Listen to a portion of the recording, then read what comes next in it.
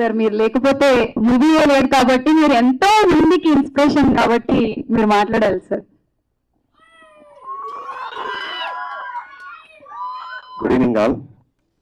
రమణారెడ్డి గారు నా ఆత్మీయ బంధువు, ఆత్మీయ దోస్త్ అన్నట్టు. ఒక రకంగా చాలా దగ్గరగా మేము ఉన్నాము.